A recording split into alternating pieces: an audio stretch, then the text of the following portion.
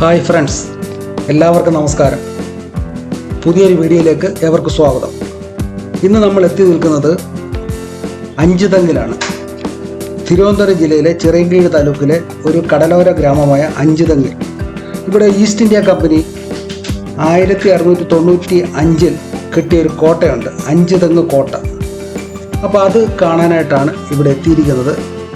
അപ്പം അതിനുള്ളിൽ കയറി അവിടുത്തെ വിശേഷങ്ങളും മറ്റു കാര്യങ്ങളും അറിയാം. ഈ കോട്ടയോട് ചേർന്ന് തന്നെ ഒരു ലൈറ്റ് ഹൗസും ഉണ്ട്.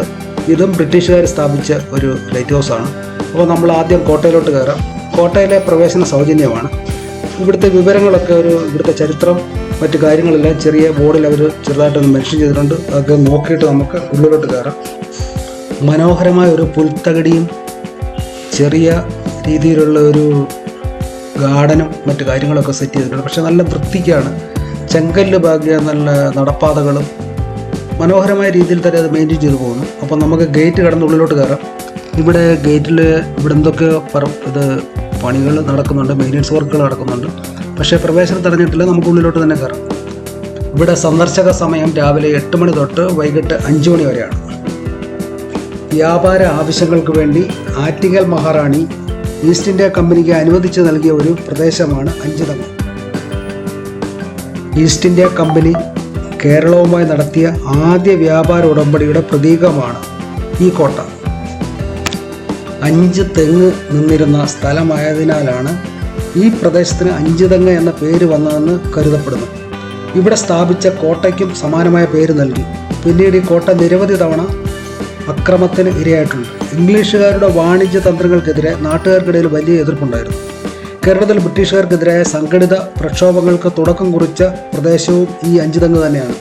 പിൽക്കാലത്ത് അഞ്ചുതെങ്ങ് കോട്ട ബ്രിട്ടീഷുകാരുടെ സൈനിക താവളമായും ഭരണകേന്ദ്രമായും മാറി. 1721 ആറ്റിങ്ങൽ കലാപത്തിനും ഈ കോട്ട സാക്ഷ്യം വഹിച്ചിട്ടുണ്ട്. ഇനി നമുക്ക് മുകളിലോട്ട് പോയി അവിടുത്തെ കാഴ്ചകൾ കാണാം. 256 അടി, ഏതാണ്ട് 78 മീറ്റർ ചതുരാകൃതിയിലുള്ള ഈ കോട്ടയ്ക്ക് 4 കൊത്തളമുണ്ട്. നമ്മളിപ്പോൾ അങ്ങോട്ട് നമ്മളങ്ങോട്ട് ചെല്ലുന്നത് ഒരു കൊത്തളമാണ്. ഇങ്ങനെ 4 സൈഡിലും ഓരോ കൊത്തളങ്ങളുണ്ട്.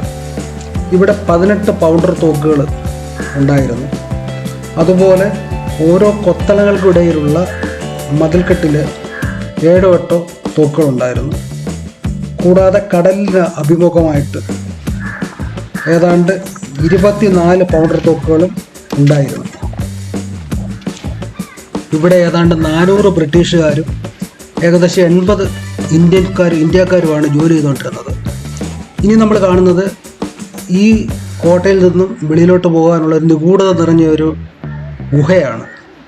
ഇത് സമുദ്രത്തിനുള്ളിലോട്ടാണ് പോകുന്നതാണ് പറയുന്നത്. പക്ഷേ അതിന് നമുക്ക് യാതൊരു തെളിവുകളും മറ്റു കാര്യങ്ങളും നമുക്കറിവില്ല. പക്ഷേ ഇപ്പോൾ അതൊരു റൂമായിട്ട്, ഒരു സ്റ്റോർ റൂമായിട്ട് ഉപയോഗിക്കുന്നു. മറ്റു ഭാഗങ്ങളെല്ലാം കെട്ടിപ്പറച്ചിരിക്കുകയാണ്. ഇനി നമുക്ക് കോട്ടയുടെ ബാക്ക് സൈഡിലോട്ട് പോകാം. പണ്ട് കാലത്ത് ഈ ഭാഗമായിരുന്നു കോട്ടയുടെ മുൻവശം. എന്ന് പറഞ്ഞാൽ കടലിനോട് ചേർന്നുള്ള ഭാഗമായിരുന്നു മുൻവശം. ഇപ്പോൾ റോഡിൽ നിന്നാണ് പ്രവേശനം ഉള്ളത്. ബാക്ക് സൈഡ് കംപ്ലീറ്റ് വീടുകളായി. അതിനപ്പുറമാണ് കടൽ. ഈ കാണുന്ന 7 തൂണുകൾക്ക് ഒരുപാട് കഥകൾ പറയാനുണ്ടാകും. നമ്മുടെ നാട്ടുകാരെ, നമ്മുടെ പൂർവികരെ ഈ ബ്രിട്ടീഷുകാർ കുറ്റം ചെയ്തവരെന്ന് പറഞ്ഞ് പീഡിപ്പിച്ച സ്ഥലമാണിത്. ഇവിടെ കെട്ടിയിട്ട് ചാട്ടവാറിനടിച്ചിരുന്നവർ. ആ സ്ഥലമാണിത്. ആരെയോ മറവ് ചെയ്തിരിക്കുന്ന കുറേ കല്ലറകളും ഇവിടെ കാണാം. ആരെയൊക്കെയാണെന്ന് വ്യക്തമായിട്ട് അറിയില്ല. അതിൽ പേര് കുറേ എഴുതി വെച്ചിട്ടുണ്ട്. പക്ഷേ അത് ഒന്നും വ്യക്തമായിട്ട് വായിക്കാൻ സാധിക്കുന്നില്ല. അപ്പോൾ അഞ്ചുതെങ്ങ് കോട്ടയിലെ കാഴ്ചകൾ ഏതാണ്ട് ഇത്രയൊക്കെ ഉള്ളൂ. നമുക്കപ്പോൾ ഇനി പുറത്തോട്ട് ഇറങ്ങിയിട്ട് നമുക്ക് ആ ലൈറ്റ് ഹൗസ് കൂടെ കണ്ടിട്ട് പോകാം. പുറത്തോട്ട് തൊട്ടടുത്ത് തന്നെയാണ് ലൈറ്റ് ഹൗസ്. അധികം ദൂരമൊന്നുമില്ല, കുറച്ച് നേരെ റോഡിൻ്റെ ഓപ്പോസിറ്റ്. ലൈറ്റ് ഹൗസിൽ എത്തിയപ്പോഴാണ് അറിയുന്നത് അവിടെ നിന്ന് അവധിയാണ്, അവിടെ വർക്ക് നടക്കുന്നുണ്ട് എന്ന് ആരെയും താൽക്കാലികമായിട്ട് അടച്ചിട്ടിരിക്കുകയാണ്. പക്ഷെ എന്നാലും വന്നതല്ല, നമ്മളെല്ലാ കാര്യങ്ങളും ഒന്ന് കണ്ട് മനസ്സിലാക്കി നമുക്ക് പോകാം. പിന്നെ ഒരിക്കൽ വരാം എന്ന് വിചാരിക്കുന്നു. ഇവിടെ എൻട്രൻസ് ഫീസ് ഉണ്ട്. ഇവിടെ കുട്ടികൾക്ക് 3 രൂപയും മുതിർന്നവർക്ക് 10 രൂപയും പിന്നെ ക്യാമറയ്ക്കൊക്കെ പ്രത്യേക ചാർജുണ്ട്. പക്ഷെങ്കിൽ പിന്നെ ഒരു കാര്യം പ്രത്യേകം എഴുതി വെച്ചത്, ഈ 130 അടി ഉയരമുള്ള ഈ ലൈറ്റ് ഹൗസിൽ കയറാൻ സ്വന്തം റിസ്കിൽ വേണം ആൾക്കാർ കയറിക്കൊള്ളാൻ. അവർക്ക് ആ ഒരു ഉത്തരവാദിത്വമൊന്നുമില്ല. അപ്പോൾ തലകർക്കും മറ്റ് പ്രശ്നങ്ങളുള്ളവരൊന്നും ഇതിൻ്റെ മുകളിൽ കയറരുത്. അതിൻ്റെ മുകളിൽ കയറി കഴിഞ്ഞാൽ 360 ഡിഗ്രിയിൽ നമുക്ക് കംപ്ലീറ്റ് കാടിലും കായലും ആ ഒരു ഐലൻഡ് പോലുള്ള ഈ 5 തെങ്ങ് മുഴുവൻ നമുക്ക് കാണാൻ സാധിക്കും. എന്തായാലും മറ്റൊരവസരത്തിൽ നമുക്കവിടെ കയറാൻ പറ്റും എന്ന് പ്രതീക്ഷിച്ചുകൊണ്ട് അപ്പോൾ ഈ ചെറിയ വീഡിയോ ഇവിടെ നിർത്തുകയാണ്. അപ്പോൾ വീണ്ടും മറ്റൊരു നല്ല വീഡിയോയുമായിട്ട് അടുത്ത ദിവസം വീണ്ടും വരാം. അപ്പം അതുവരെ ബൈ.